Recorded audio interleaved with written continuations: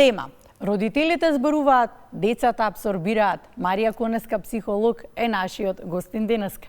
Добро утро. Добро утро. Какво влијание имаат зборовите на родителот врз детето? Зборовите на родителот се внатрешниот глас кој му го пренесуваме на нашето дете и кој утре детето ќе си го пренесува на самото себе и ќе си го кажува на самото себе. Тие не се само моментални реакции од наша страна како родители, туку тие се долгорочна инвестиција во иднината на нашето дете. Она што ние денес ќе му го кажеме на нашето дете, начинот на кој ќе го кажеме, утре самото наше дете ќе си го каже самото на себе.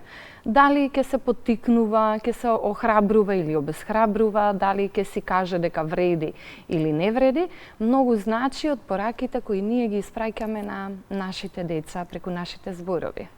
Кога децата почнуваат да разбираат, односно да ги абсорбираат пораките кои што ги слушаат од родителите? Тие ги разбираат, се разбира и командите уште од мали, но кога почнуваат да ја абсорбираат суштината на пораката? Так. Децата почнуваат да ги абсорбираат нашите зборови и пораки многу порано отколку што ние мислиме. Уште во првите месеци тие го абсорбираат тонот, нежноста, ригидноста, на кој начин го изразуваме она што го кажуваме, на кој начин ја пренесуваме пораката. Значи, на кој начин нашиот тон го насочуваме кон нашето дете уште во првите месеци. Понатаму на 2-3 години веќе децата почнуваат да разбираат она што ние го кажуваме повеќе отколку што тие можат да изразат.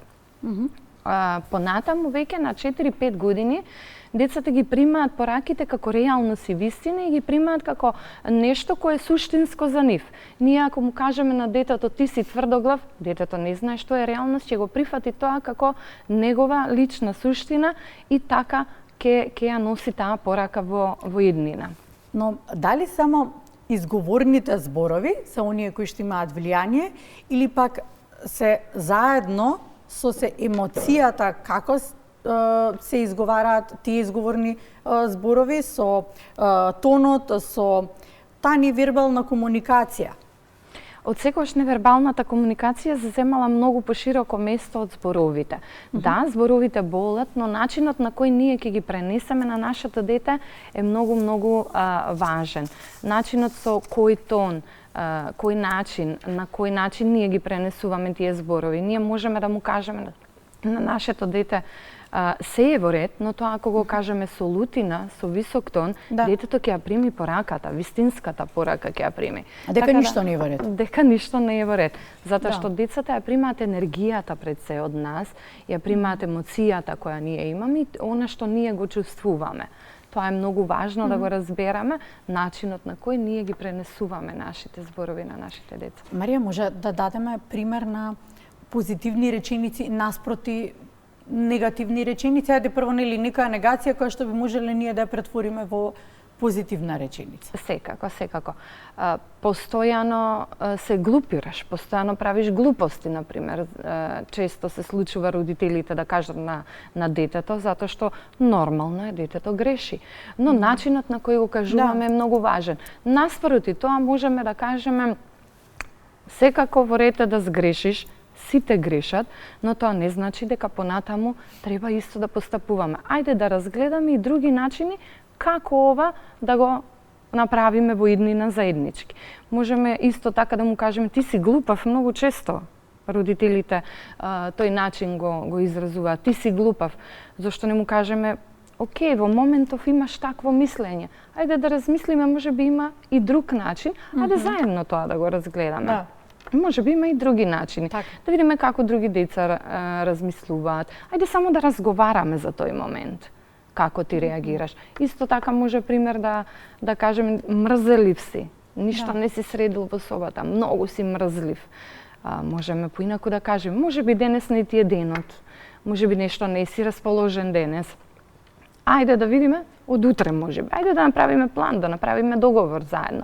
И се тоа многу е тешко од наша страна, родителите, да не кажеме директно, ако нели многу пати повторуваме, затоа што многу работи ги повторуваме и викаме до каде, до 100, до 200, до 300, до кога треба да бројам.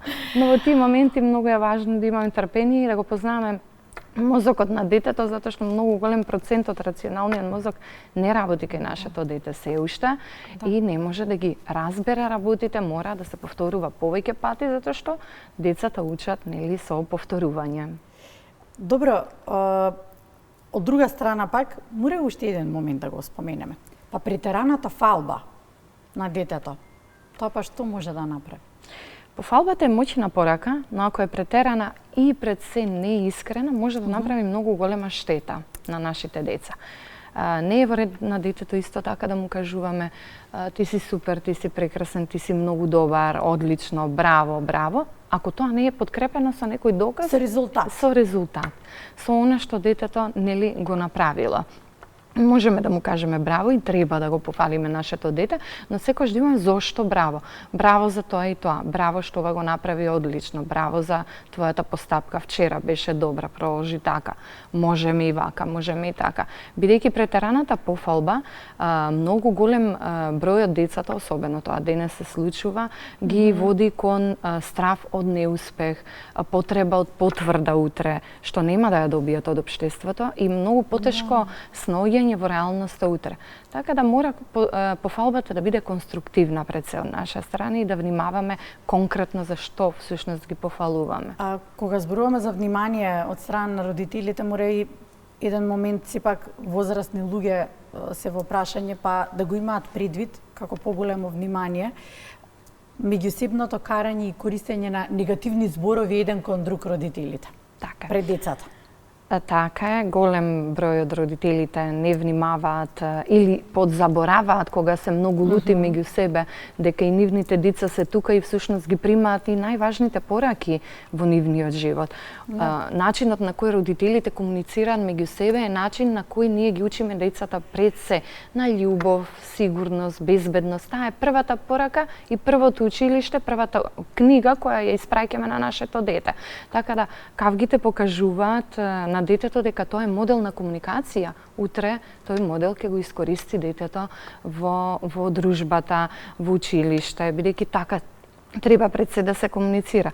Не треба децата да се дел од борбата која ја водиме ние како родители, но се случува да бидат тука и добро е после тоа да се седне и да се разговара или да се освестиме ете во моментот додека ги гледаме барем нашите деца. Има нешто што го читав во психологијата на децата, ќе ме подкрепите вие, вели вака. Детето, кавгите на родителите пред детето го доведуваат несвесно во состојба да избере. Да. Да, а тоа не сме никогаш да се случи. Детето да биде во ситуација да избере родител, треба да има и мајка и татко и љубовта и кон мајката и кон татко, тоа е иста. Луѓето кога се лути не се слушаат меѓу себе. И кога се караат не се слушаат меѓу себе. Секогаш кога тонот е повисок, ние не слушаме срце, слушаме само зборови навредливи и само сакаме, ете во кавгата како родители да кажеме, како луѓе возрастни, сакаме само нашето да го изразиме, туѓото не го слушаме. И во тој случај не забележуваме што ние пренесуваме на околината, што околината чувствува. И тука е нашето дете во средината, кој вели прекинете, не викајте. Ама кажи му, нели татко ти греши, ама види дека греши и тука детето се доведува до момент да избира, што е навистина апсурдно за детето да избира, што не е во ред. Можеби подоцна ќе се освестат родителите. Тоа е грешка. Велам сега за кавги кои се случуваат ретко, оние родители кои постојано се караат, не се освестуваат за овој момент и потоа доаѓаат до ситуација дете повлечено, дете со стравови, дете со не знам какви мисли суицидални и така натаму. Навистина се доведуваат децата до сериозни ситуации и тој момент мора да се внимава и мора навреме да се реагира кога детето веќе ќе реагира кон нивните родители дека навистина грешиме. Сега уште еден момент многу значен, кога родителот ќе забележи неговите негативни зборови кога ќе се ги слушне од детето. Како тогаш? Кого тогаш да прекори? Самиот себе пред детето или детето да го прекори? Најчесто детето, а детето го слушнало тоа од него. А тој момент не е момент на вина, туку тоа е момент на будење. И треба да е момент на будење, може да кажеме. Кога веќе ние одлучуваме да го учиме нашето дете како да се однесува и утре го прекоруваме за начинот на кој реагира, зборува со другите деца или се чудиме од каде ги слушна, прво треба сами себе да се слушнеме. Така да тогаш, во тој момент на будење, добро е да седнеме со нашето дете и да си признаеме и ние како родители да направиме промени и да му кажеме жал ми е што го слушна тоа од мене, тоа беше погрешно од моја страна, јас ќе се обидам да го променам тоа, ајде заедно да вежбаме.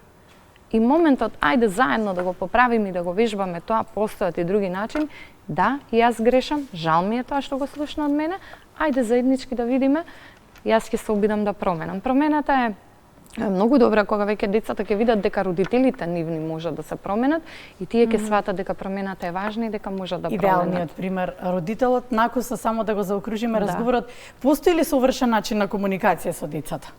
Не постои совршен начин. Добре, ми олесно. И не треба да постои совршен начин, бидејќи нашето дете не бара совршен родител, не бара родител кој знае се. Нашето дете бара родител кој ќе го слушне, ќе го разбере и ќе го види онакво како што е. Значи постои автентичност и љубов, постои комуникацијата е процес со нашето дете и ние учиме додека се трудиме да го научиме и нашето дете. Така да тоа е процес, ние не можеме да знаеме во секој момент на кој начин да реагираме како што нашето дете не знае. Така да и ние учиме, но со трпение и љубов и нели поставување секако и граници, и тоа е тежок дел, секако можеме да постигнеме барем еден близок начин до совршенство кое не мора ниту да го бараме од самите себе. Ова трпение и љубов ќе го подвлечеме. Може. Како за крај на разговорот, благодарам Марија. Благодарам Јована. Да, што бевте нашиот гостин денеска, се разбира се гледаме и на други теми. Ви благодарам и вас.